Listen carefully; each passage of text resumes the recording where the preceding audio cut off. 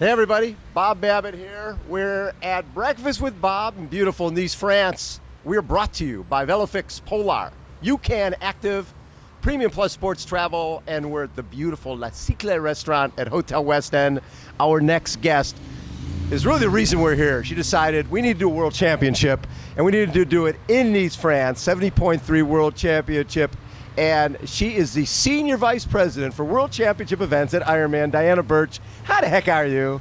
Good morning, Bob. How are you? I'm doing great. Thank you. How fun is it to be here in Nice? I have to tell you, I've had the opportunity now to experience Nice and this incredible town for over the past 2 years, and it's absolutely fabulous to always be here. But the buzz right now with the athletes around makes it that much more special. 5,500 people. And when 70.3 first started, it was in Clearwater, then went to Vegas, so sort of a U.S. type of thing. And then it goes Mont Tremblant, it goes Austria, it goes South Africa, now here in Nice, then New Zealand.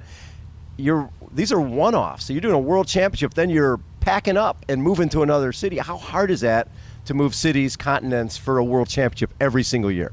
You know, when the concept initially was brought up by our Chief Executive Officer, Andrew Messick, we all kind of thought he was a little crazy. It's like, you can't do it. Tried to convince him to keep it in one place for 3 years. Yes. And he said, nope, we're gonna move it every year. And so we've done that, and it's absolutely been an incredible experience. It's incredibly challenging, but we have this amazing opportunity to work with our teams all over the globe to get to know how different cultures work, how different teams work.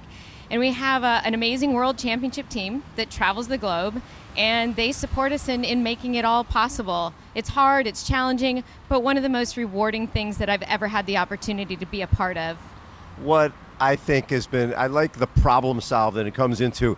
We've got men pros, we've got women pros, and the age group guys are messing with the pro women. We got to do something about it. Oh, I got an idea. For World Championship, we'll do women one day and guys the next. Problem solved. Yeah, our first year to do that was in Chattanooga, and absolutely was incredibly well received. Yeah. And the community loves it as well. It's 2 days of racing. It affords the opportunity to invite more athletes to be a part of it.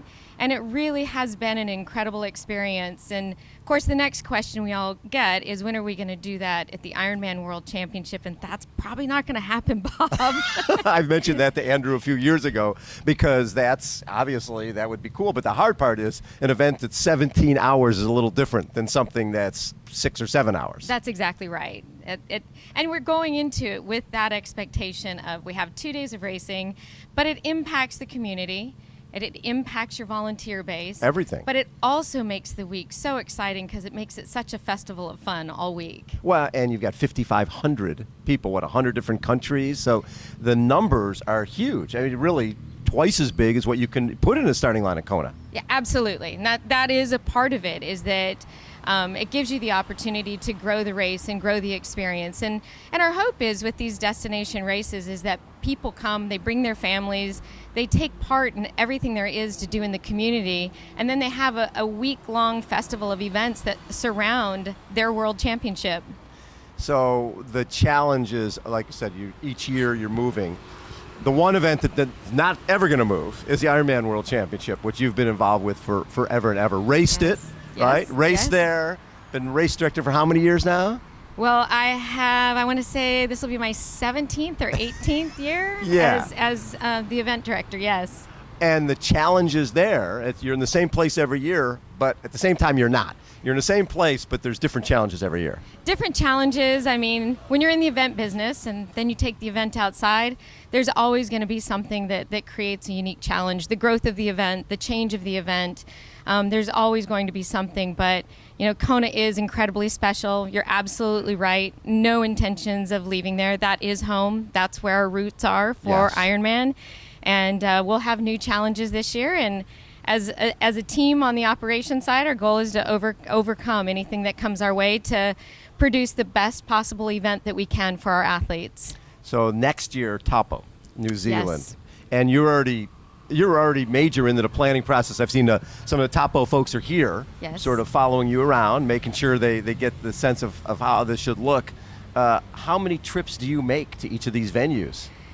So in the year that we're planning, I'm there 4 times. Prior to that, we have other visits that that usually come up. So overall, I want to say in a 3-year process of planning, I'm probably there 7, 8 times, but Wow. 4 of those times come in the year we're planning. So when you first went, when you start going to Austria and then Australia, and just the different challenges of going international rather than being in Chattanooga or even Mount Tremblant, Canada, it's close enough.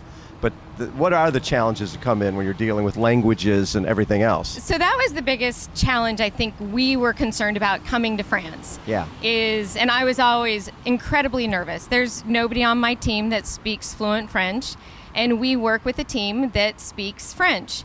And as nervous as we were, this team has been so incredible. They take the time and they try so hard to speak English. They do way better than I do in speaking French. Any French. of us do, right. But it does. It creates some tremendous challenges. And as we get closer to race and the stress levels increase, we find out that they're speaking less and less English because it's easier to speak in their language. So that's probably been the number one challenge that we faced here.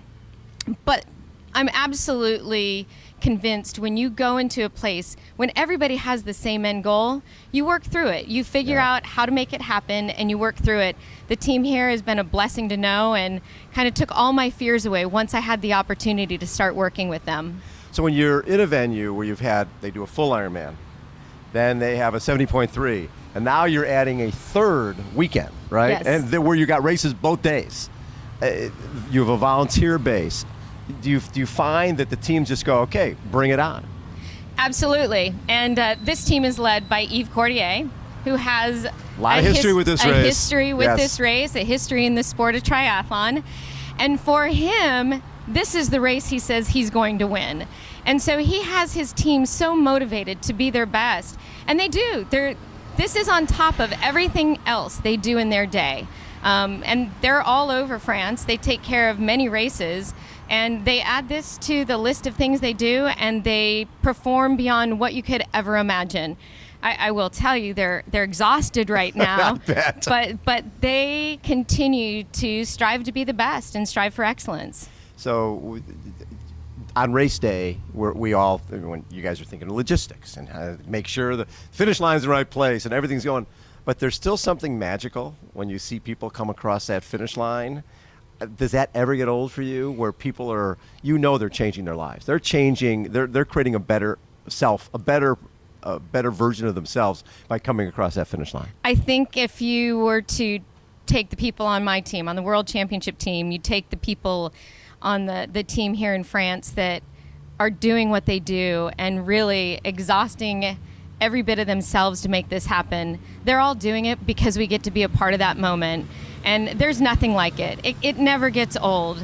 And when you can do something that's, for us, our professional career, that hopefully makes a difference in people's lives, and you can be just a small part of change and something that, brings greater good to people. I mean, even on the volunteer side, what people give of themselves to be around an event and to make dreams come true, there's nothing like that. So you work hard, and at times you do question, how am I going to get through this?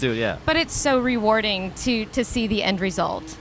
And for you, you've got your 2 world championships, not like ones they're not like they're 6 months apart. You're basically going a month apart. You go right from here to, okay, it's full on Kona. It's been full on Kona since last year in October. And full on these at the same time. Yeah. It never stops. That is definitely a challenge we're facing this year when we get home from Nice. Yes. Our first event is 3 weeks later. So it definitely is tapping into your team more than you'd like to, but they are all up for the challenge. And I had this opportunity when we started to rotate the Ironman 70.3 World Championship to create a team. And everybody on that team actually, for the most part, has a full-time position with Ironman doing something else. Right. And they choose to be a part of this team. Wow. And so they'll all be in Kona, and they continue to amaze me. And it's truly an honor and a privilege I have to be a part of something that's this special. I love it. Diana, thank you so much for taking Thank you, time. Bob. What a great way to start our week. I love it. Good to see you. Thank you. Diana Bertsch has been our guest. Hold on, everybody. We will be right back.